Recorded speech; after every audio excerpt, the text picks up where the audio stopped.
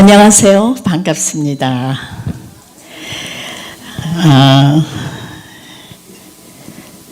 천재는 노력하는 사람이 이길 수 없어요. 아무리 내가 천재라도 노력하는 사람은 이길 수가 없습니다. 또 노력하는 사람은 즐기는 사람을 이길 수가 없대요. 근데 즐기는 사람은 이기는데 신경을 안 씁니다.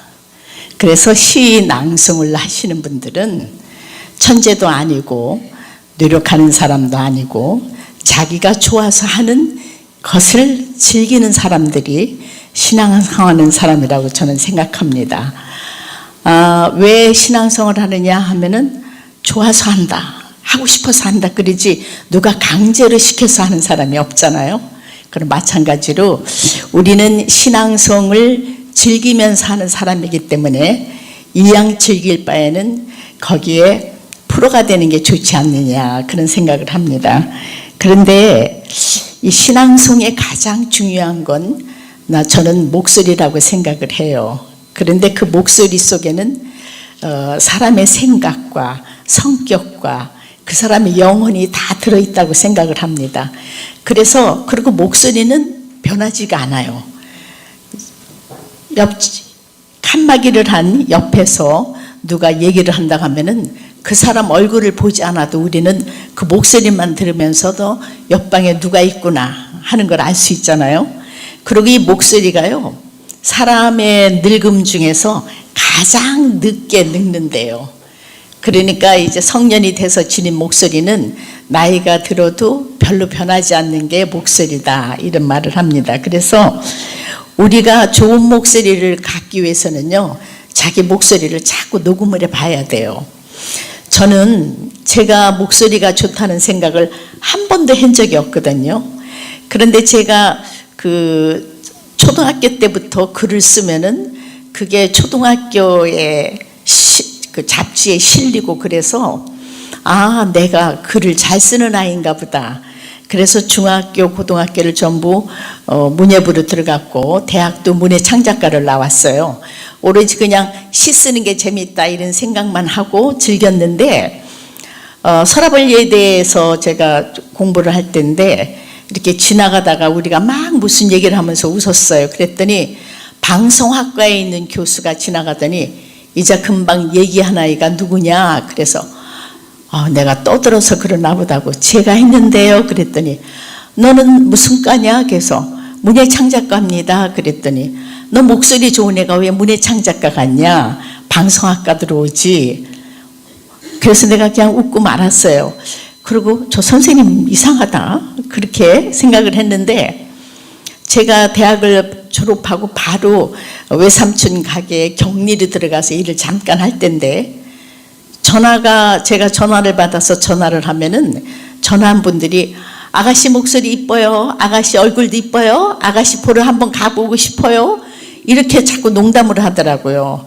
그러니까 우리 삼촌이 야, 너 왜 그렇게 자꾸 그런 전화가 들어오냐 해서 나도 몰라요 그랬는데 그때 문득 내가 목소리가 괜찮나?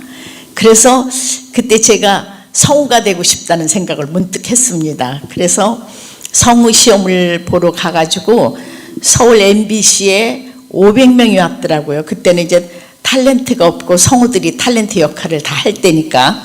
그런데 1차, 2차 합격됐는데 3차 면접에서 50명을 뽑았는데 그중에 10명만 되고 40명이 다 떨어졌는데 그때 떨어졌어요. 그래서 내가 내년에는 한번 우리 선생님한테 얘기를 해서 그때는 내가 선생님한테 얘기도 안 하고 그냥 가서 봤는데 해야 되겠다 했는데 대전에 내려오니까 대전 KBS에서 다시 성우 모집을 하더라고요. 그래서 시험 봐가지고 성우가 됐어요. 그런데 성우는 대전에서는 할 게 없어.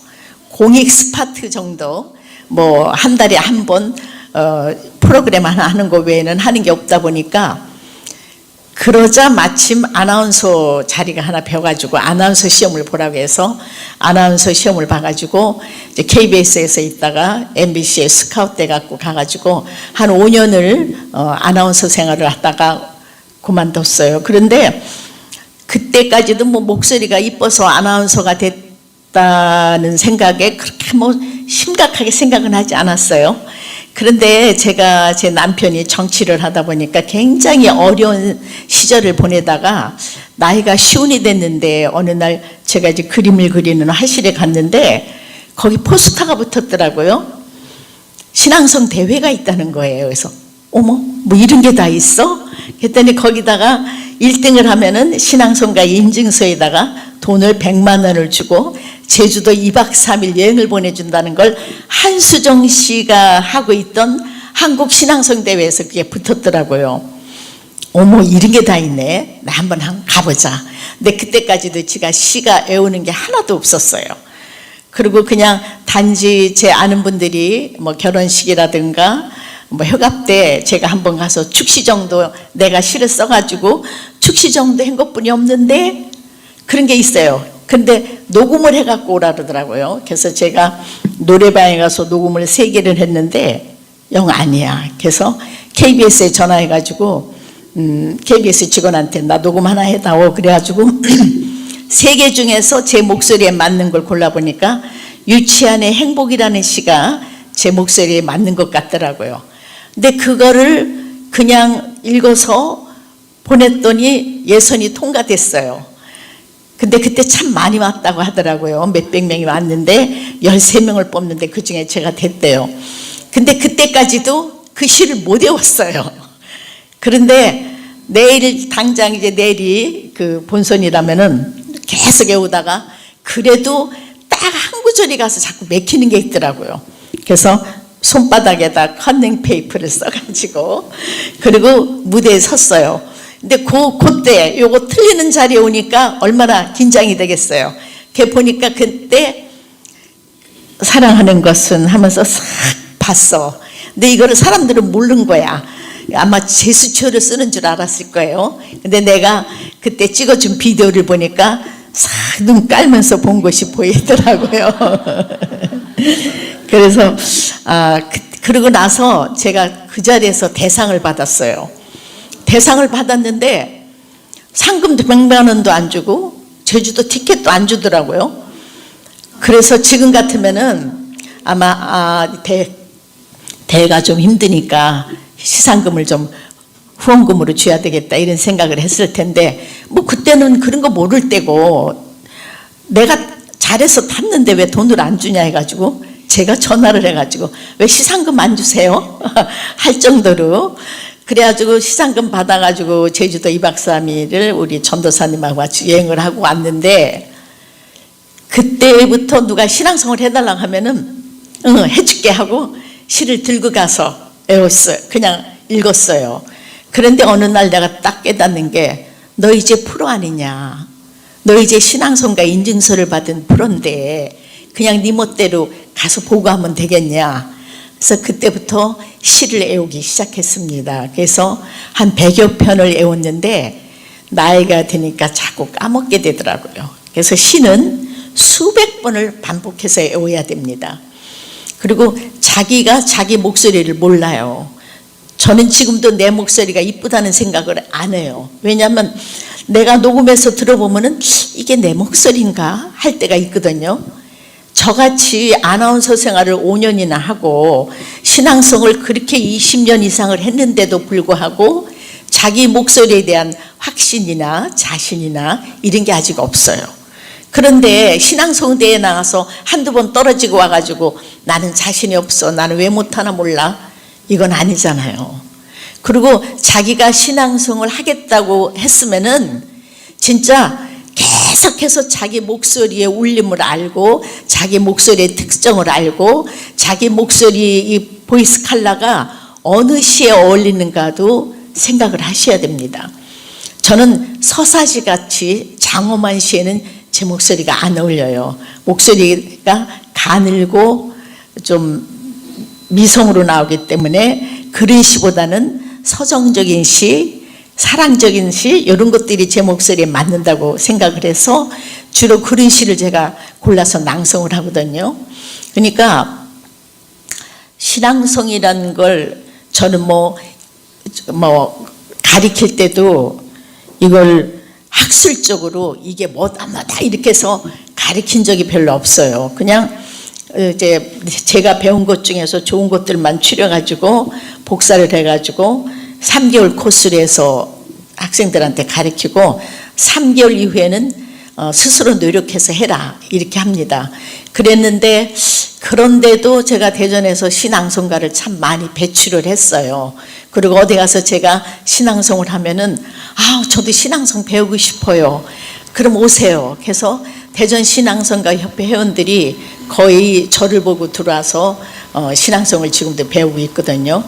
근데 오늘 우리 황 선생님 얘기 들으니까 우리가 시를 잘못 가르치고 있고 잘못 해석하고 있는 시도 있고 원본에서 잘못된 시도 우리가 많이 접하고 있다. 그래서 그걸 6년 동안 연구를 해가지고 교재를 4권을 만드셨다고 합니다. 그래서 당장 제가 사서 봐야 되겠다는 생각을 했어요. 우리가 신앙송을 이해하려고 마음먹고 신앙송을 가르친다고 하면은 그 분야의 프로가 돼야 되지 않겠어요? 그거는 누구를 위해서가 아니라 나 자신을 위해서 하는 겁니다. 그래서 어디 내놔도 잘한다 하는 소리를 드려야죠. 제가 라오스에 가서 신앙송 대회도 했고 일본에 이번에 가서 신앙송을 전수하고 왔는데 신앙송을 들은 일본 제일 교포들이 너무너무 고마워하고 반가워하고 잘한다고 칭찬해서 진짜 보람을 많이 느끼고 왔거든요. 그게 우리가 갖고 있는 재능을 우리가 갈고 닦아서 모든 사람에게 보여줄 수 있는 거.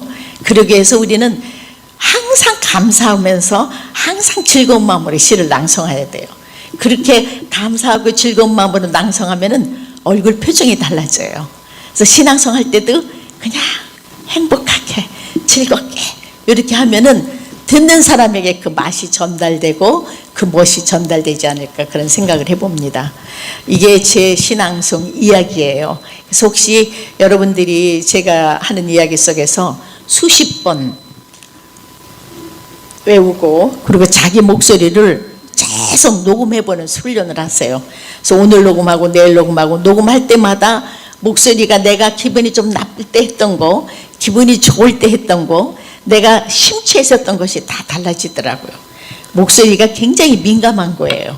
그러니까 그런 훈련을 하셔서 여기 계신 여러분들이 좀 더 자신을 승화시키고 자선을 더 프로답게 만들 수 있는 계기가 됐으면 좋겠습니다. 고맙습니다.